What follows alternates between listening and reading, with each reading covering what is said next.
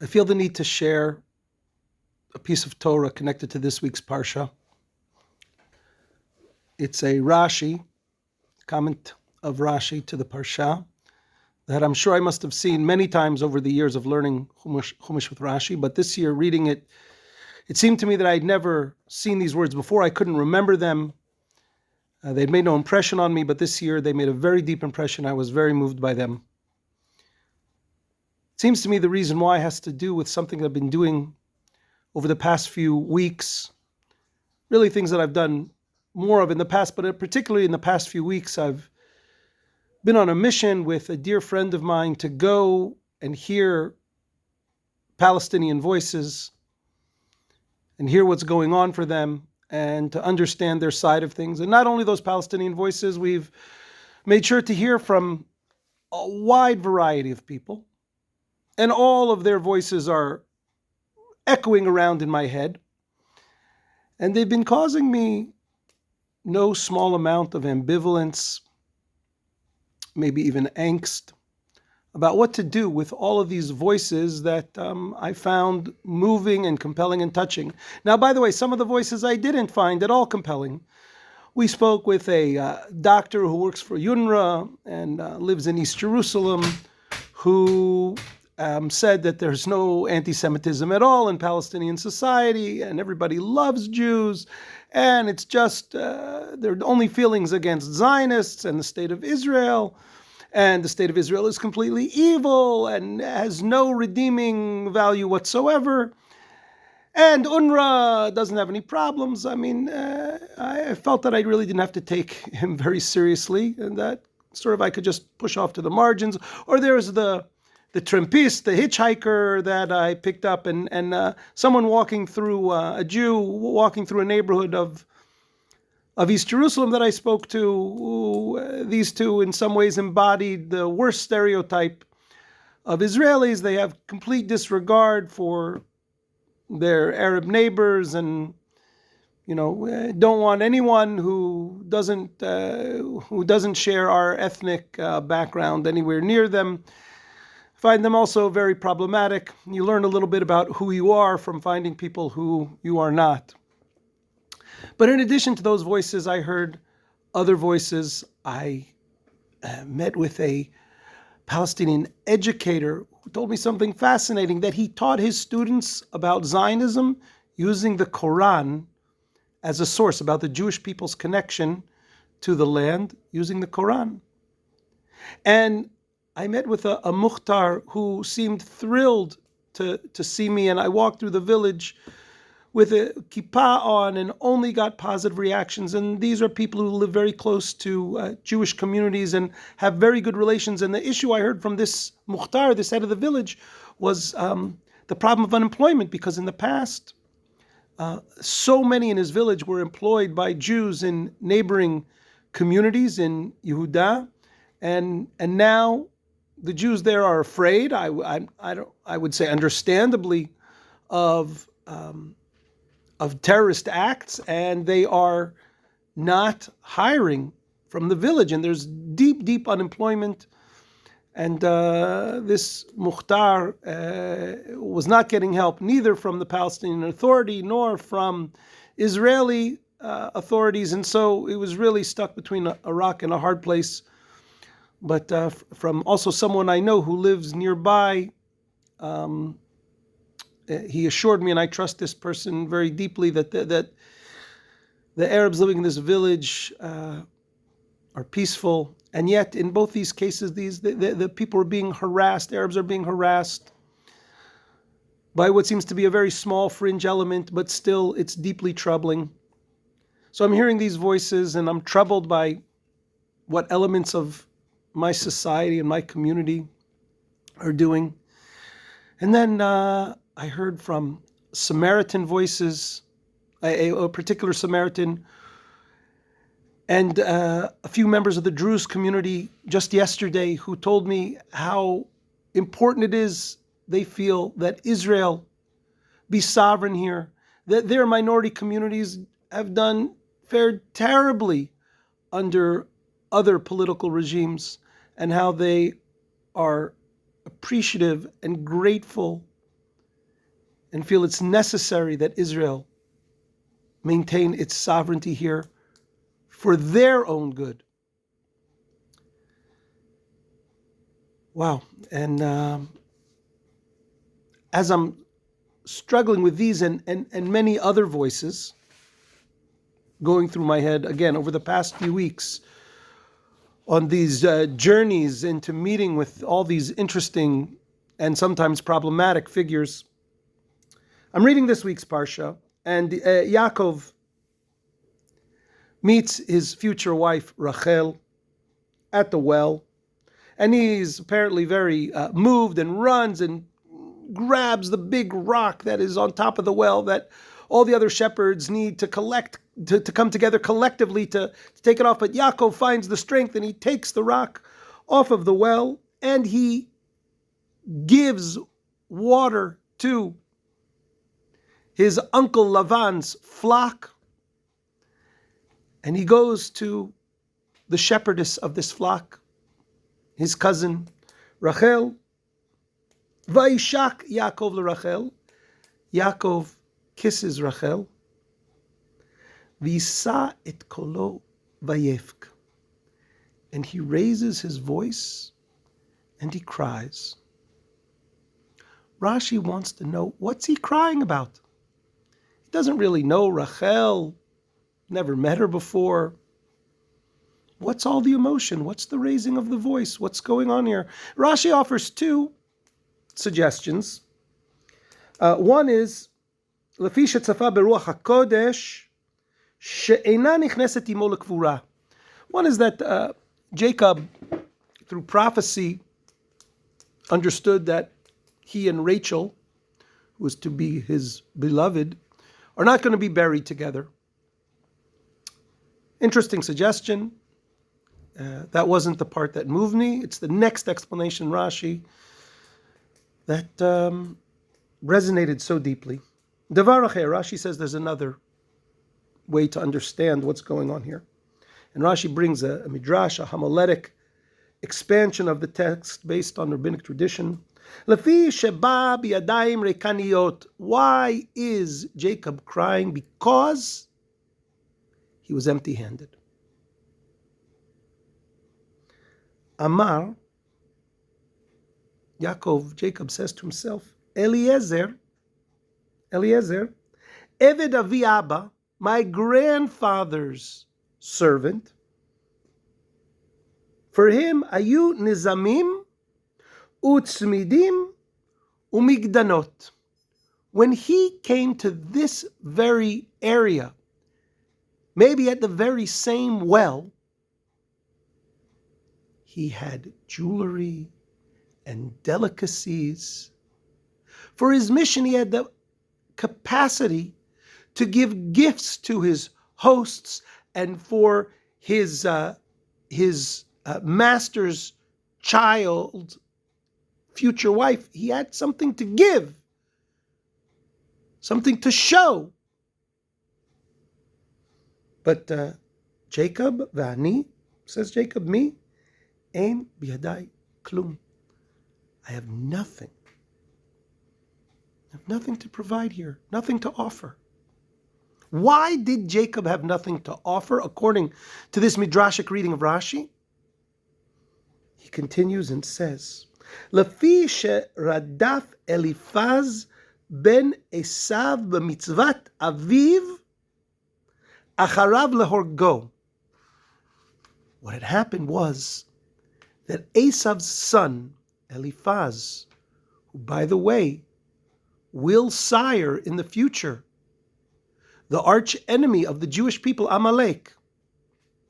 Eliphaz had been given a command by his father to chase down Jacob and take his life.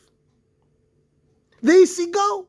And Eliphaz actually caught up to Jacob and had the opportunity to take Jacob's life. But when the moment of truth came, Eliphaz couldn't do it.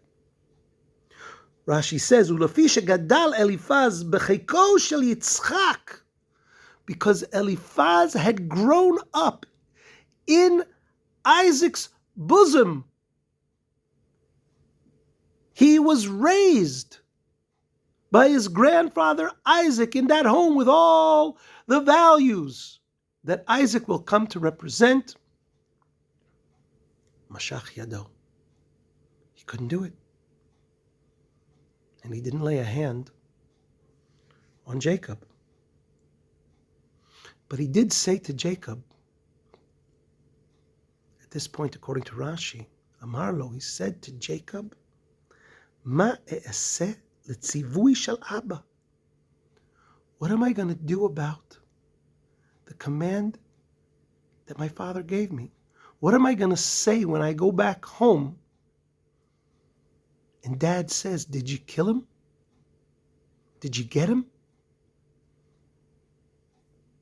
Amar lo Yaakov,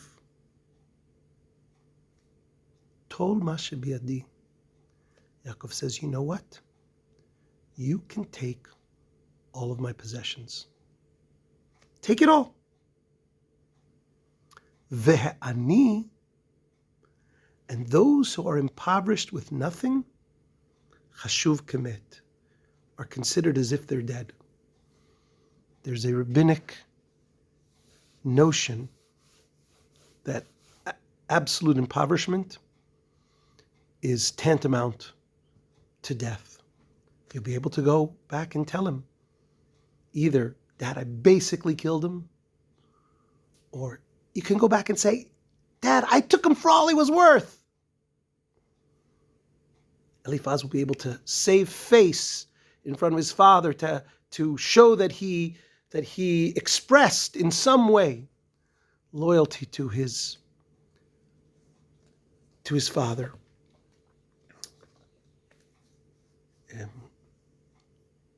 Reading this Rashi, I was struck by how much empathy there was between Eliphaz and Jacob and Eliphaz, and maybe even hints of empathy for Jacob towards his brother. You know, there is a strand, and to me it's a very compelling strand, of rabbinic interpretation that says that what Yaakov did to Esav was not okay. What Jacob did to Esau was unacceptable. And the Midrash picks up on an echo much later in the Bible of something that happens in these stories between Jacob and Esau. When Esau, in last week's Parashah, learns that his brother tricked their father and under false pretenses took the bracha, the Torah says, Vayizak za'aka gdola umara. Esau cried out with a bitter, deep shout of pain. And the Midrash notes that after Haman's plan is hatched to destroy the Jewish people, there is a shout, the same exact words, Vayizak za'aka gedola umara. And the Breshit Rabbah says, understand, what goes around comes around. When you cause others deep existential pain and they cry out from their pain, you just may end up crying out yourself. Yaakov seems to come to the conclusion himself that what he did was wrong. Nechama Leibowitz happens to be, I think, the most articulate commentator who lays this out. And she, picking up on other commentators, note that Yaakov will say about his gift that he sends to Esav, akapra panav, I want to get kapara, atonement. Here it can mean it also mean appeasement, but it has the echo and the sense of atonement. And he will say to Esav, kachna et birchati. He will say, take my blessing, as if he's saying, the blessing that I took from you, take it back from me now.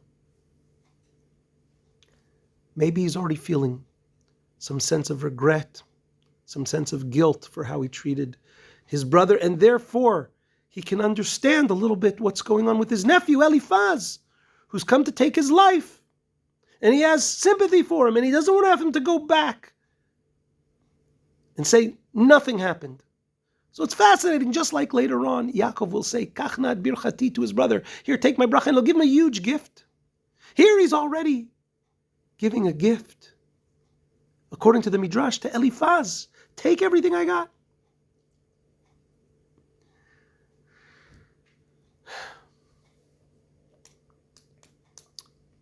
So these feelings of kind of understanding of where different people are coming from that I read in this Rashi resonated with my own sense of understanding where a lot of different voices are coming, not all the voices, but some of them, where they're coming from and how complex the situation is. What also moved me was my sense that what Yaakov did was wrong. At that point, Yaakov comes empty-handed, and that will cause him no small amount of pain in the future. It gives Lavan the capacity to take advantage of him. Yaakov wasn't being fair to himself. His life was under threat. Did he need to give Eliphaz everything? What about responsibility for the future? Well, Yaakov at that point, he's alone. Maybe it's more justifiable. But later on, Yaakov will have children. He'll have a responsibility. And when I think about Am Yisrael today, we on the one hand have a very deep primary responsibility to take care of ourselves. There is a sustained campaign against us whose simplistic rhetoric, to understate it, seems to have nothing to do with what's going on the ground here, which doesn't recognize the real threats that Israel has had to deal with over time since its founding in 1948, and the Jewish people have had to deal with since long before that. And in particular, what we've had to address in the past couple of years. We have real existential threats, like the one that Eliphaz at least seemed to pose towards Yaakov. Now I am so moved by what I hear between the lines of Rashi, that Yaakov wants to understand where Eliphaz is coming from and move towards him. And I want us as Am Yisrael to also do that, to recognize where we've gone wrong, where we've sinned, where we need to be better. But it is very hard for me, at least, having encountered all the different perspectives, to know exactly what's right, to know exactly how far we should go in accommodating those who might pose a threat to us, but maybe at this moment aren't, how much to appreciate their coming towards us and accommodating us. Eliphazes who might have reason to do terrible things, but back off. How do we know when Eliphaz is backing off, or when his son Amalek is here to hurt us? It's not simple. And I don't have an answer. But what resonated so powerfully for me